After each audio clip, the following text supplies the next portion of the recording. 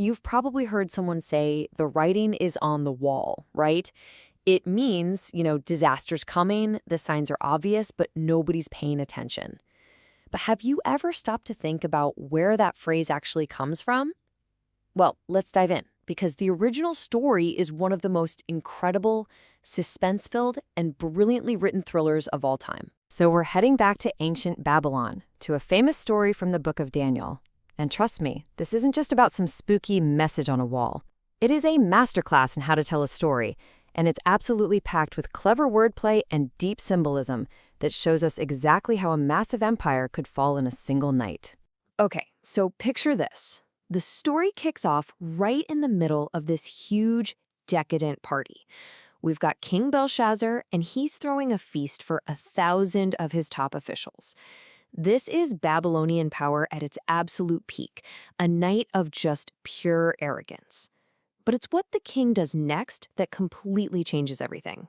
As he's drinking, Belshazzar gets an idea. He orders his servants to bring out the sacred gold and silver cups that were looted from the temple in Jerusalem. And then he and his nobles and all his wives, they start drinking wine from these holy vessels, all while praising their own gods. And check out that list on the slide. Gold, silver, bronze, iron, wood, and stone. That's not just a random shopping list. It's a direct callback to the great statue from an earlier prophecy in Daniel, tying his personal arrogance to the fate of the entire empire. And then bam, in an instant, the party just stops. Dead. The text says, "In that moment came out the fingers of a man's hand." It just appears out of nowhere and starts writing on the wall, right in the bright light of the lampstand. And the king is watching the whole thing happen.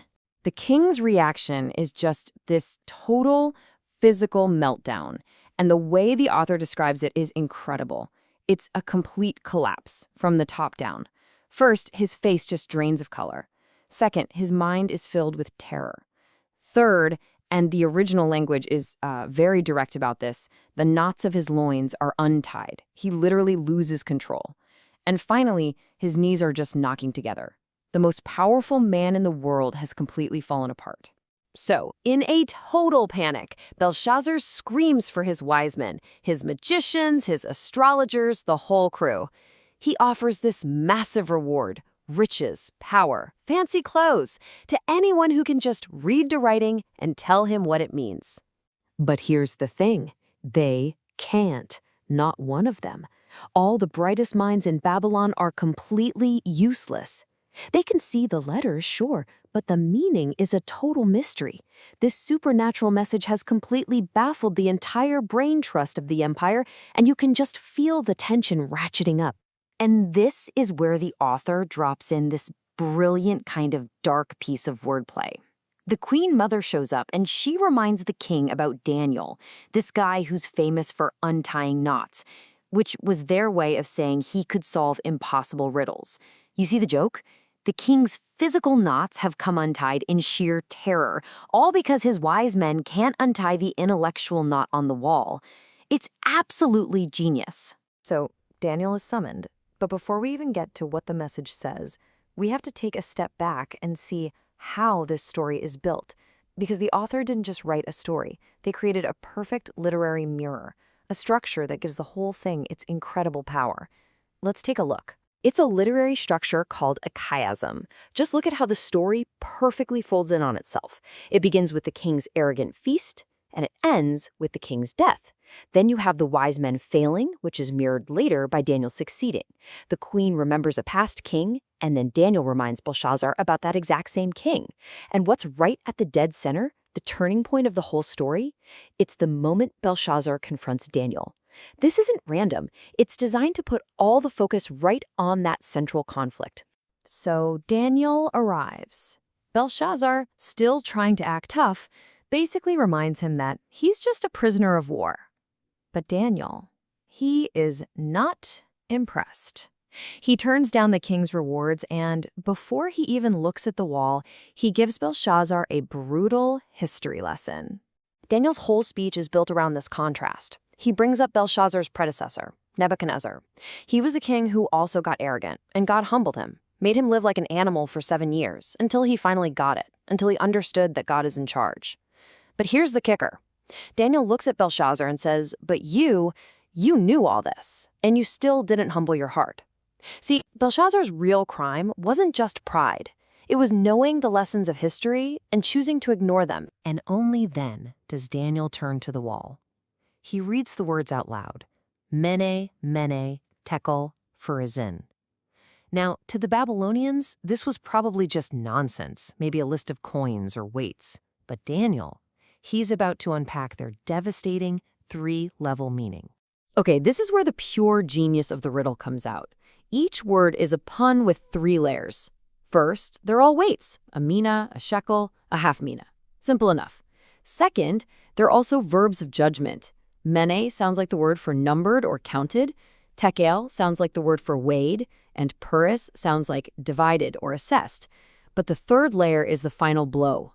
The plural form of Paris is Upharsin, which sounds exactly like the word for Persians. It's like a divine audit.